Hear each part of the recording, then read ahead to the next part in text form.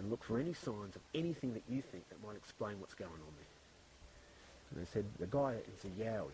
Steve says, so what? I've seen one. Not only have I seen one, my wife's seen one. We saw them together 20 years ago. They said, I have no problem with that. He's telling the truth. So I'll go and do it anyway. Went back to the police and said, no, no feral pigs, nothing like that. Believe him. Police were blown away. I mean, absolutely. Even the night of the stakeout, they got bored and went over here and knocked on a few doors, and they bumped into Gordon, who said the same thing. A bloke we met with torchlight. I said, yeah, we'll see it.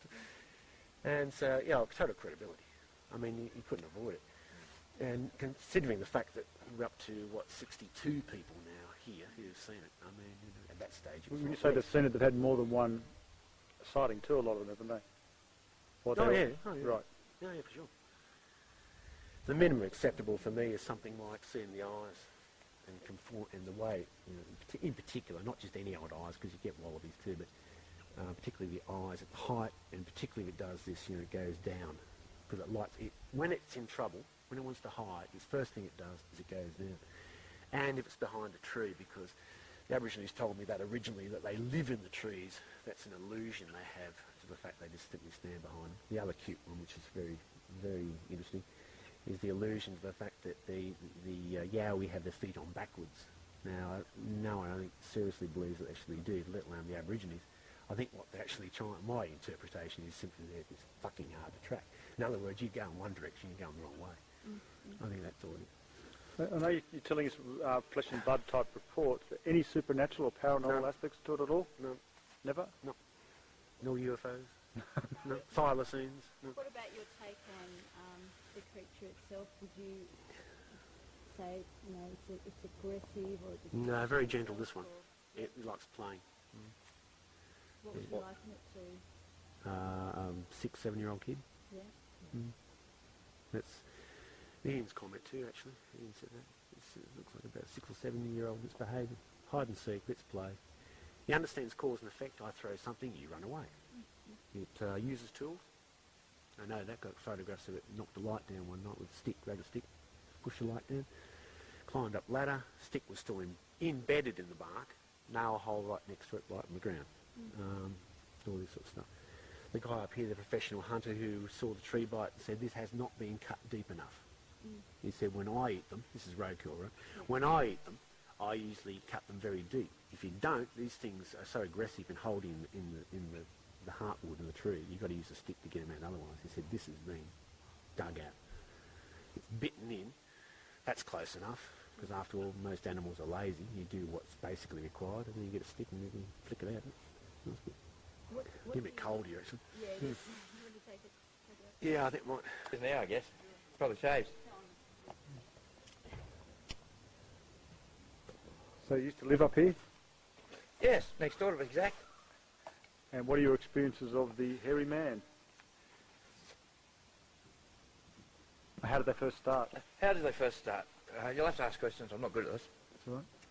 How did they first start? With Neil hysterically banging on my window saying, "Neighbour, come out, there's something down the back here."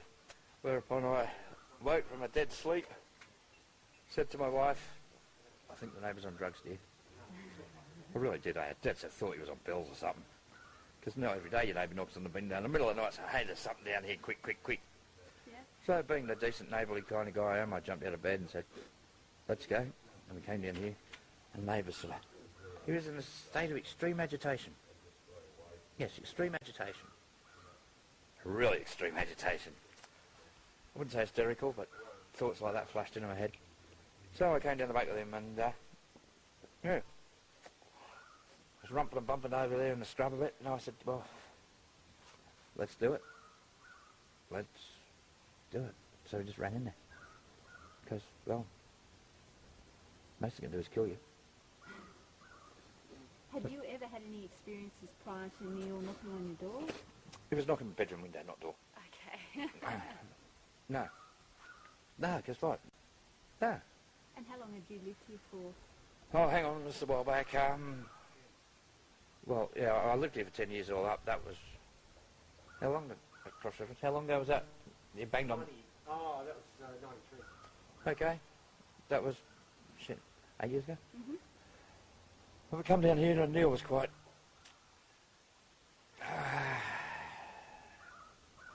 agitated. Yes, and in extreme agitation. You came down, you heard the noises. Oh shit, yeah. Yeah, you couldn't help but hear them. And I said, let's do it, let's go, let's get it. So I just ran into the bush with Neil going, come back, silly person, and things like that. Maybe not the exact quote, but close. And I said, well, most he could do is kill us. You know? What were your thoughts at the time, though? You must have thought it was a bloody big thing. No, it's something big, yeah, so what? Big human or big something strange? I don't know, it's something big.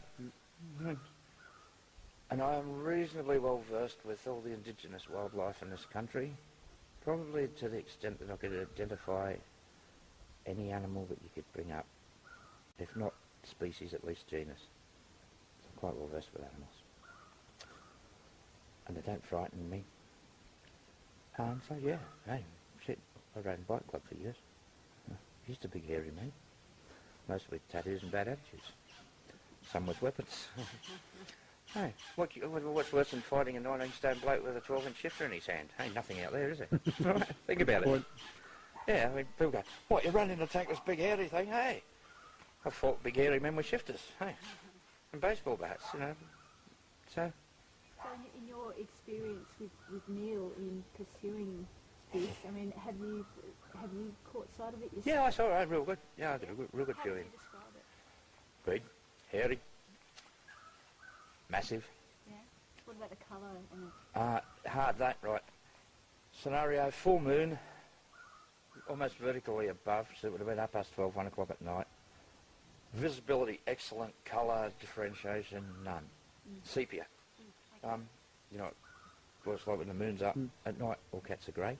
Yeah. Well, they're not really, they're sepia coloured when you get full moon. And it ran out from the left-hand side of the scrub, because we'd just chased it all the way down through the bushy like we did regularly. That's one of our heads.